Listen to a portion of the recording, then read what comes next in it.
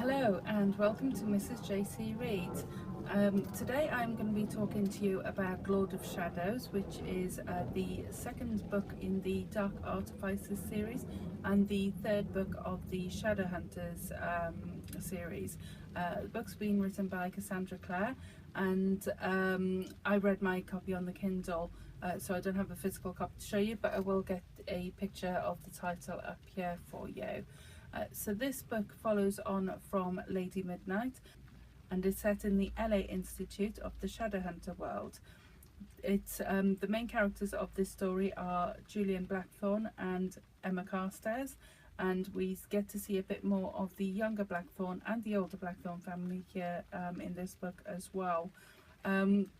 We get to explore more with especially with Livy and Ty, and their relationship with Kit. Kit we met in the last book. He was rescued by the Blackthorn family, and he has now found out that he is a shadow hunter, which we get to see his reactions to that, as he was brought up by his father, who was completely against shadow hunters, who really turned his mind against them. So we get to see how he comes to terms with that. We also get to see a bit more of the fairy world. In this book, the Unseelie King decides he doesn't like the Cold War anymore, the Cold Peace, sorry. So he comes out, and yeah, we get to see a bit more there where the Shadowhunters have to go down and have to deal with him a little bit. So yeah, that's really good. What else? We also get to explore more of the Parabatai curse. So in the last book we had Emma and Julian falling in love, which is against the rules of the Clave, and we get to find out a bit more as to why this is a forbidden law, and how they come to terms with this and what they do about this. We get to see more of Mark. Mark, obviously in the last book, he came back to us from the Wild Hunt, so we get to see how he's adapting back into Shadowhunter life, how as the older brother he has to come to terms with Julian is being the one who has had to be the person to step up as the oldest.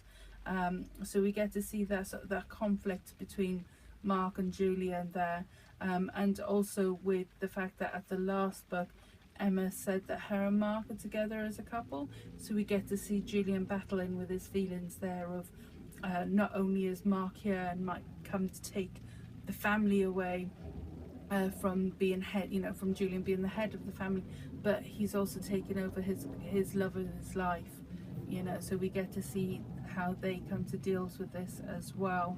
From a really great thing, we also get to see a bit of Alec and Magnus from the original Shadowhunter series, so it's really cool to see them back in the books, get to see them, what they're up to, see their little family. It's really nice to see them back. In terms of the story, I really don't want to give anything away. I do think that it's something that is really cool to try and read it yourselves, so I don't want to really give any spoilers away about that. But in terms of the story, it's quite good. We do get to see quite a lot of stuff going on. In terms of what I would rate the book, I have rated it 4 out of 5 on Goodreads. The reason why I've knocked it down a star is I found the book was really slow to start with. I really struggled to get into it. I really struggled to even pick it up and read. I actually pre-ordered the book before it came out, and it took me a while to even get around to start reading it. Once I did start reading it, I found that I would get distracted really easily. I really couldn't get into it at first. It took me a while. I put it down. I started reading other books. I think I put it down for a month or two before picking it back up. Once I did pick it back up though, I did find it quite easy to get back into. I found that once I started reading it again, I blitzed through it. I got through it in about a week. So I was about a quarter of the way through when I'd put it down, once I picked it back up. As I say, it took me about a week, and it's quite a big book. It's about an 800 odd page book, and I'm a really slow reader, so a week is a really good time frame for me to finish the book in. What do I think could make it better? It could be a bit faster pacing. I found there's so much going on in the book that Clare was trying to explore so many different avenues, that we were jumping from Emma and Julian to Livy and Ty and Kit to Mark, to Christina and Diego, to Diana and Arthur, and there's just so much going on that really the whole book probably could have been condensed, and the story not so what am I trying to say, the story to be not so long-winded. I found the bit that we were, I got to reading on the Kindle, you read in, you get your percentage of your rent, and I found that I was at 98%. I'm thinking, where's the conclusion to this? Where's the end of this part of it, And it was all in that last 2% that everything happened, and I felt that actually that was really long to have left us to have that, and it could have been done 10%, 20% before. So I think we could have it could have just been condensed a bit more. So for that reason, it did lose that star for me.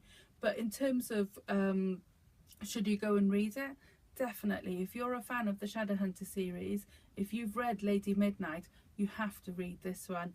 And I do think also, if you haven't read Lady Midnight, you do need to read it before reading this one, because it won't make sense if you haven't read Lady Midnight. Do you have to read the other Shadowhunters books before reading this series? Probably not. I would say it is a standalone, but they do refer to quite a lot of stuff that goes on in the Mortal Instruments books.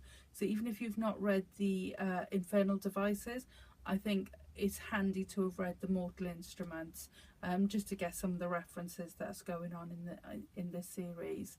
But no, overall, I did enjoy it. I do think it's worth a read.